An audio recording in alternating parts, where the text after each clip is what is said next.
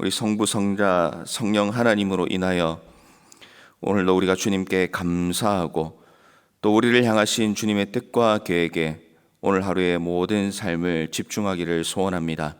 이 땅에 보내주신 주님의 뜻과 계획대로 오늘 우리의 하루의 삶을 살아나갈 때에 내 생각과 또 내 계획이 우선이 되는 것이 아니라 주님이 우선되는 삶을 살게 하시고 주님의 뜻이 내 삶 가운데 이루어지는 그런 복된 삶을 누리게 하여 주시옵소서.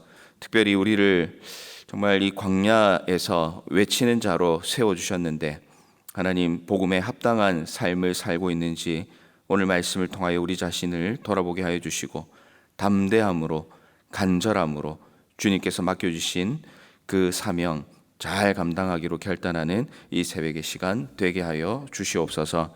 살아계신 예수님 이름으로 기도드립니다. 아멘. 하나님 말씀 보겠습니다. 누가복음 3장 1절부터 9절까지 말씀입니다.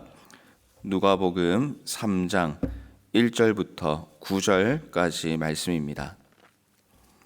하나님 말씀을 읽겠습니다. 디베르 황제가 통치한 지 15해 곧 본디오 빌라도가 유대의 총독으로 헤롯이 갈릴리의 분봉왕으로 그 동생 빌립이 이두레와 드라고닛 지방의 분봉왕으로 루사니아가 아벨레네의 분봉왕으로 안나스와 가야바가 대제사장으로 있을 때에 하나님의 말씀이 빈들에서 사가랴의 아들 요한에게 임한지라.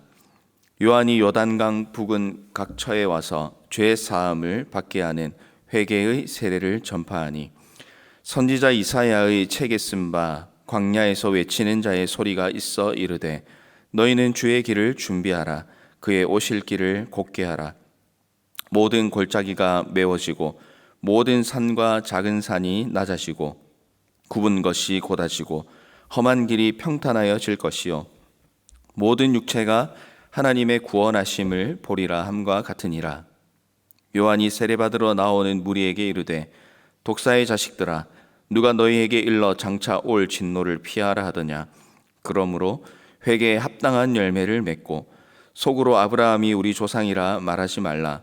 내가 너희에게 이르노니 하나님이 능히 이 돌들로도 아브라함의 자손이 되게 하시리라. 이미 도끼가 나무 뿌리에 놓였으니 좋은 열매 맺지 아니하는 나무마다 찍혀 불에 던져지리라. 아멘. 오늘날 교회에 예수 그리스도를 구주로 고백하는 그런 성도들이 많아졌습니다. 우리의 인생의 시대를 돌아볼 때에 과연 요즘처럼 예수님 믿는 사람들, 우리 그리스도인들이 많았던 적이 있겠는가 한 번쯤 생각을 해보게 됩니다. 아브라함을 부르셨던 하나님, 또 이스라엘과 함께 하셨던 하나님께서 이제는 온 세계와 함께 하신다고 약속을 하셨습니다. 복음의 능력을 경험할 수 있는 어떻게 보면 이 역사적으로 가장 좋은 시기를 우리가 살아가고 있다고 말씀을 드릴 수도 있겠습니다. 하지만 그럼에도 불구하고 성도가 힘을 잃고 또 교회가 능력을 상실하는 그런 일들이 또 오늘 시대에는 많이 일어나고 있습니다. 그 이유가 무엇일까? 그 이유는 복음이 변질되었기 때문이다라고 말씀을 드릴 수밖에 없을 것 같습니다. 복음의 중심에 예수 그리스도가 있어야 하는데 이 복음이라는 단어 가운데 사람의 생각과 마음이 자리를 잡고 있기 때문에 그렇습니다. 예수 그리스도가 우리의 인생의 주인이시라는 마음을 가지고 또 그런 마음으로 신앙생활을 해야 하는데 그런 마음보다는 사람의 생각과 그런 계획으로 신앙생활을 하기 때문에 문제가 되는 것입니다. 그래서 우리는 늘 하나님 앞에서 살아가면서 이 복음이라는 단어가 내 삶에서 제대로 작용할 수 있도록 또 무엇보다 오늘 이 말씀에 비추어 볼 때 우리가 그리스도인다운 삶을 살아간다라고 한다면 그 삶에는 반드시 예수 그리스도가 증거되는 삶을 살아야 한다 하는 것을 이 말씀을 통해서 우리가 다시 한번 각오하고 또 다지게 되는 것 같습니다. 우리가 복음으로 준비된 그리스도인으로 살아갈 때에 우리는 능력 있는 삶, 또 복음을 증거할 수 있는 삶을 살아갈 수가 있게 되는 것이죠. 오늘 우리에게 하나님께서 맡기신 역할은 무엇일까? 또 이 공동체 가운데서 내가 감당해야 할 일은 무엇인지, 또 이 세상에서 또 나 자신과 하나님의 관계에서 내가 어떤 역할을 해내야 하는지, 오늘 이 말씀을 보면서 또 근본적인 그런 생각을 가지는 이 새벽의 시간이 되기를 바랍니다. 오늘 말씀은 한 가지의 말씀을 드리고 싶은데요, 우리에게 분명히 요구하는 게 있습니다. 그것은 외치는 자의 소리가 되어야 한다라고 우리에게 분명히 요구를 하고 있습니다. 3절과 4절 말씀을 보시겠습니다. 요한이 요단강 부근 각처에 와서 죄 사함을 받게 하는 회개의 세례를 전파하니, 선지자 이사야의 책에 쓴 바 광야에서 외치는 자의 소리가 있어 이르되, 너희는 주의 길을 준비하라, 그의 오실 길을 곧게 하라. 아멘. 예수님의 길을 예비하는 이 세례 요한의 사역을 한마디로 정리하자면 이것이라고 할 수 있습니다. 이사야 40장 3절에 나오는 말씀을 인용하는 그런 말씀인데요, 이사야 40장 3절에도 보면 외치는 자의 소리여 이르되, 너희는 광야에서 여호와의 길을 예비하라, 사막에서 우리 하나님의 대로를 평탄하게 하라. 이미 우리에게 말씀을 하셨습니다. 세례 요한은 무엇을 사명으로 받았느냐? 그것은 광야에서 주님의 길을 준비하는 일을, 그런 사명을 맡았습니다. 광야는 어떤 곳입니까? 이 광야라는 곳은 인적이 없고 또 개척되지 않은 넓은 들판입니다. 성경 말씀에서는 이 광야는 시험과 고난의 장소, 그러나 그것으로 끝나지 않습니다. 동시에 하나님의 인도와 사랑이 나타났던 곳이 바로 광야입니다. 오늘 말씀에 나타나는 광야는 세례 요한의 주요 사역지가 될 유대 광야를 가리키고 있습니다. 표면적으로 보면 척박하고 메마른 땅입니다. 식물이 자라지 못합니다. 이 불모지와 같은 광야를 사역지로 삼게 하신 하나님의 뜻이 과연 어디에 있는가? 지금 이 말씀이 기록되고 있는 이스라엘의 영적 상태를 이 표현을 하자면 광야와 같았기 때문에 하나님께서는 이 요한을 광야에서 사역하게 하셨다라고 볼 수가 있습니다. 당시 이스라엘의 형편은 부패하고 타락하였습니다.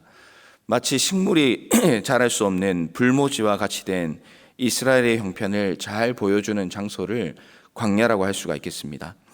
메시아의 오심을 준비하는 세례 요한은 광야와 같은 이스라엘의 중심에서 외치기로 결심하였습니다. 이곳에서 회개의 세례를 전파함으로써 이스라엘 백성이 오실 메시아를 준비할 수 있도록 그야말로 간절함과 담대함으로 주님의 복음을 감당하고 있는 것이죠. 오늘을 살아가는 우리의 세상을 가만히 보면 오늘 말씀에 나오는 이스라엘의 형편과 매우 유사합니다. 너무나도 삭막하고 메마른 세상을 오늘도 우리는 살아가고 있습니다. 세상을 한번 돌아보십시오. 얼마나 추악하고 더러운 일들이 곳곳에서 많이 나오고 있습니까? 한 주간에 나오는 뉴스만 보아도 정말 구역질 나는 그런 기사들이 많을 때가 있습니다. 사람을 죽이기도 합니다. 땅에 묻기도 합니다. 그런데 더 분노하게 하는 것은 현장 확인을 하는 그런 모습을 볼 때 정말 담담한 모습으로 재현을 하는 그런 모습을 보고 있자면 정말 옆에서 보는 사람들의 분노가 정말 극에 달하게 만드는 그런 일도 있게 되는 것이죠. 비단 세상의 일뿐이겠습니까? 이 신앙인이 모여 있다고 하는 교회 안에도 얼마나 많은 사건과 사고가 일어납니까? 정말 이런 일들이 교회에서 일어나는가라고 생각될 일들이 오늘 이 세상 가운데 많이 일어나고 있습니다. 우리가 살아가는 세상을 바라보면서 주님께서 말씀하신 마지막 때는 바로 지금이라는 확신이 듭니다. 세상은 육신의 눈으로 보아도 그렇고 영적인 눈으로 보아도 그렇습니다. 타락과 부패가 넘치는 광야와 같은 곳이라는 것입니다. 예수님께서 오셔서 온 세상을 심판대 앞에 세운다고 하셔도 항변할 수 없이 멸망할 수밖에 없는 곳이 바로 오늘 우리가 살아가는 세상이라고 해도 과언이 아니라는 것입니다.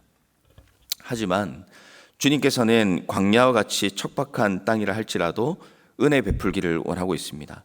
소생케 되는 기적을 일으키기를 원합니다. 어떻게 그런 일을 원하시고 계획하십니까? 그것은 바로 우리 때문에 그렇습니다. 세례 요한이 광야에서 외치는 자의 소리로 살았던 것처럼 오늘 우리도 그리스도인이다라고 한다면 이 광야와 같은 세상에서 해야 할 일이 분명한 것입니다. 예수 그리스도의 복음을 증거하며 살아가는 외치는 자의 소리로 살아가야 하는 것입니다. 우리를 먼저 주님의 자녀로 삼아 주신 것은 주님 오시기 전에 이 부패한 세상을 향해 회개를 외치고 복음을 전파하기 위함입니다. 믿지 않는 자들이 죄 사함을 받게 하는 회개의 세례를 알게 하기 위해서 우리는 사명을 맡은 자라는 사실을 결코 잊어서는 안 될 것입니다. 세례 요한이 예수님의 오심을 잘 준비하고 소개했던 것처럼 우리도 예수님을 전하고 또 믿지 않는 영혼들이 예수님을 알고 또 영접할 수 있도록 돕는 그런 준비된 삶을 우리는 매일마다 살아야 하는 것입니다. 하나님은 우리가 참 부족하지만 그럼에도 불구하고 자녀로 삼아주시고 광야에서 외치는 자의 소리로 세워주셨습니다. 이 사명을 감당하라고 우리를 불러주셨습니다. 이 사명이 너무나 중요한 것입니다. 광야에서 춥고 힘들고 포기하고 싶은 그리고 피하고 싶은 그런 마음이 들 때도 있습니다. 약해지기도 하고 절망 가운데 거할 수도 있습니다. 그냥 세상 속에 파묻혀서 조용히 살고 싶은 그런 마음이 들기도 합니다. 예전에 했던 그런 선교 또 전도 이런 것들이 오늘 이 시대에는 별로 효과가 없다라고 자꾸 우리를 유혹하고 우리를 나약하게 만들 때가 있습니다. 시대가 바뀌어서 이제는 그런 것들이 이 사람들에게 별로 도움이 되지 않는다라고 우리를 포기하게 만들기도 합니다.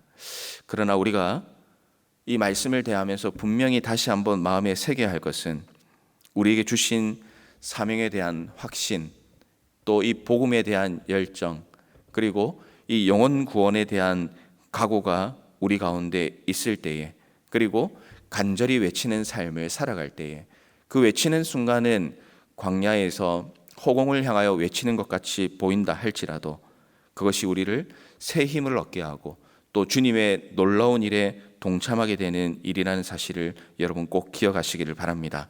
그 일을 감당할 때에 우리는 세상이 주지 못하는 하나님이 주시는 은혜와 기쁨을 누리며 살아갈 수 있게 될 것입니다. 광야는 분명히 척박한 곳입니다.